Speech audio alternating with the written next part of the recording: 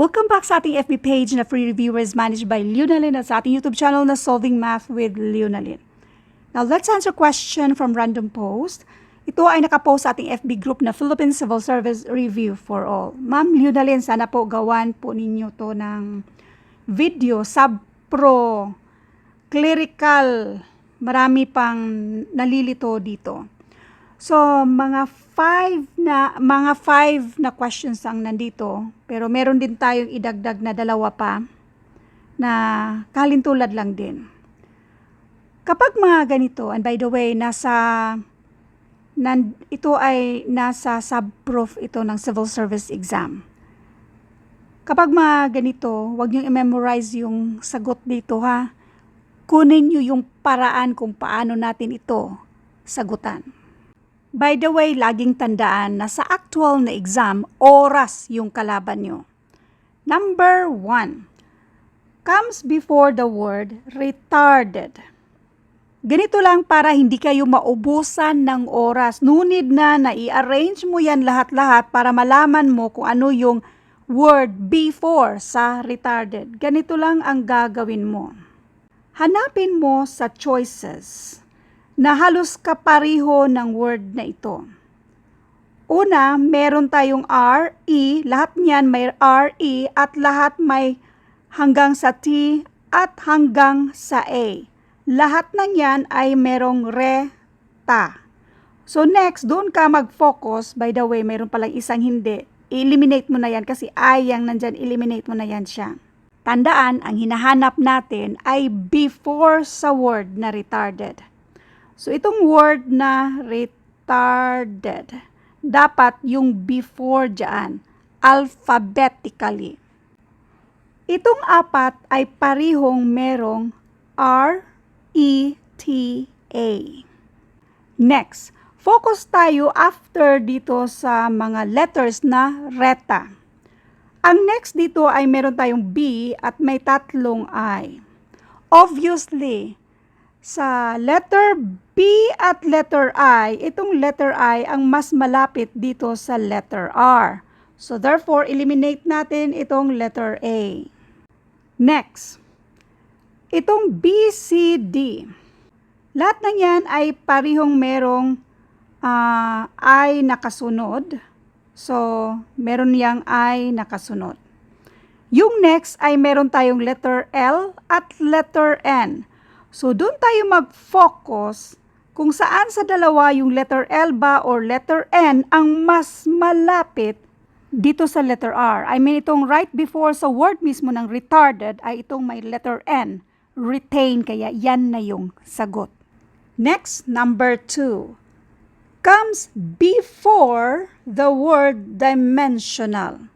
Para hindi kayo maubusan ng oras, doon tayo sa malapit sa word na yan, dimensional. At meron tayong word na dimension dito. Alam nyo ba, yan na yung tamang sagot. Ipaliwanag lang natin. Isulat natin itong dimensional. Tama kayo itong pagka-pronounce natin. Ang word before that, itong dimension. Dapat magkasunod yan sila. Otherwise, kung gusto nyong ubusin nyo yung oras nyo sa actual na exam, pwede nyo namang i-arrange ito. Hanapin mo yung number 1. Ang next sa letter D, dapat letter E. Kasi yung iba ay letter I, mas una yung letter E. And then, sa dalawa, meron tayong demoli. Yung S at saka si T, mas nauna si S bago yung T. So, ito yung number 1. At ito naman si number 2. Dito naman sa tatlo na may DI, meron tayong L, L, M, N. So obviously, mas nauna itong L kay ni M at ni N, so therefore ito yung pangatlo. And then, may M din tayo dito. So meron tayong dalawang M. Sa dalawang M na yan, ang kabuuan ay dimension. Yung isa kasi dimensional. So, dapat ito yung i-next natin bago itong dimensional at pang last na itong dinner. So obviously, the word comes before dito sa dimensional ay itong dimension. Next, number 3. Comes before dito sa mysterious. Again, yung pinakaparaan dito ay hanapin mo sa choices yung malapit sa word na to. Yung mga letters ba na halos pareho lang. So, meron tayong mystery at itong mysteries. Itong dalawang words na ito ay nandito yung M-Y-S-T-E-R. O, hanggang dyan lang. M-Y-S-T-E-R. Pareho itong dalawa na meron dyan. Next sa R natin, meron tayong I-Y. Ito naman ay I. So, yung Y naman ay after yan. So, therefore, eliminate na natin yan. Doon tayo mag-focus sa I. Parihong merong I. Pero, yung next naman ay letter E yang nandyan. So, saan ba ang nauna? Yung letter E or yung letter O? Mas nauna itong letter E bago yung letter O. So, ang tanong naman ay before, ibig sabihin, ang sagot ay itong mysteries. Yan na yung sagot, itong mysteries. Kasi nga itong letter E na nandyan ay mas nauna yan sa letter O. Next, number 4. Comes after the word steady. Unang-una, tingnan natin yung kapariho nito. Meron tayong, hanapin natin sa choices ang merong S, T, E, A, at meron ito sa letter A. Yung next ay I, yung nandyan. Nasa given ay Y. Ang hinahanap natin ay after at hindi before.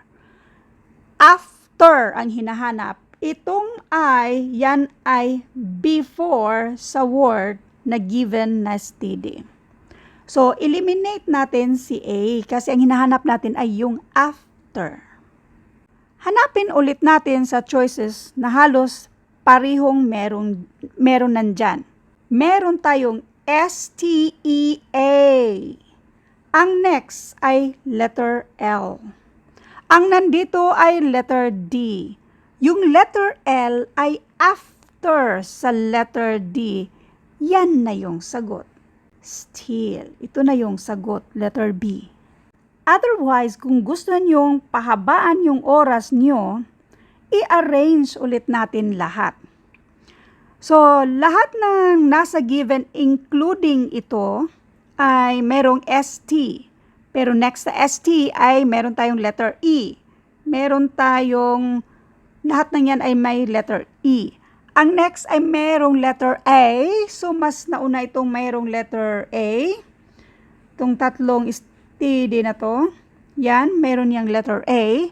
So, saan sa tatlo ang nauna? Meron tayong dalawang letter D at isang letter L. So, nauna itong dalawang letter D. At si letter D, ang next ay I at ito naman ay Y. So, mas nauna ito. Then, ito na ang pangalawa. Sa natitirang apat, parehong S, T, E. Ang next ay merong A at dalawang R. Obviously, next ay yung may letter A. So, ito yung pangatlo. Then, yung dalawang R, itong dalawang R na to, ang next ay E at N. Mas nauna itong E, kaya ito yung number 4. Anyway, wag na tayong lumayo. Ang tanong lang naman dito ay after sa word na steady. Tama ba yung pagka-pronounce ko? So, yan na yung sagot. Next, number 5. Comes after sa word na wavering. Wave. So, hanapin natin yung halos pariho dito. Meron tayong wave dito, waver, at yung next ay Y. Yung Y ay nasa huli, mas una itong letter I, so therefore, yan na yung sagot. Isa pang paraan. Lahat merong W. Sulat natin tong lahat merong W. Next, merong letter A at letter O. Yung A at letter O, mas nauna itong letter A. So therefore, ito yung last natin. So lagyan natin number 6 kasi 6 sila lahat. Pang-6 itong given. Next sa letter A ay meron tayong I, N, S, V. Sa 4 na letters na ito yung pinaka-last. So meron tayong 2 letter V, itong wavering. So, 2 yung letter V natin. Ang next, doon na tayo mag-focus. V-E-R, tapos Y at I. So, mas nahuli yung Y, kaya ito yung number 5 natin. Then, wavering, ito yung number 4. Next, doon muna tayo mag-focus sa pinakauna, which is itong I. Isa lang naman ang I, so ito yung number 1. And then, isa lang din naman ang letter N, ito yung number 2. Isa lang din yung letter S, ito yung number 3. So, kung i-arrange natin yan, ito na yon, yung number 1, 2, 3, 4, 5, 6. Comes after sa word na wavering ay itong wavery. Now, meron pa tayong ina-addition dito, 6 and 7. Arrange the following words in the alphabetic order of English dictionary and identify one that comes in the middle. So, 5 sila lahat. Hanapin natin kung saan yung nasa middle. Lahat sila ay merong G-E. So, isulat muna natin lahat na meron silang G-E. Lahat ay merong N maliban dito sa S. So obviously, yung N ay mas nauna yan kay ni S. Now, since isa lang naman yung may letter S dyan, isulat na natin itong gesture. Next sa letter N, doon tayo sa mga letter N. Ang next nila ay mayroon tayong letter E, T, U, E. Mas nauna yung letter E at 2 yung letter E natin dito. Tapos, meron tayong letter T at letter U. Mas nauna si letter T kay ni letter U. Dito pa lang, kahit hindi na natin tapusin, kitang-kita na kung saan yung middle dyan. So, ito yung middle, dental. So, yan na yung sagot. Buuin lang natin. Since isa lang din naman yung U, so kopyahin na natin yung buong word na yan. Isa lang din yung may letter T, so kopyahin na din natin yan. Now, yung mga words na merong parehong G-E-N-E, general, generous, ang next ay parehong may letter R. And then, meron tayong letter A dito sa isa, letter O naman sa isa. Saan dyan ang nauna? Mas nauna si letter A bago yung letter O. So, pwede na natin yang buuhin. So, ito yung nasa middle. Next, number 7. Arrange the following words in alphabetical order and select the correct sequence from the given options. Sa mga choices, parehong merong letter G. Ang next sa letter G, merong letter A. Unahin natin yan, yung merong letter A.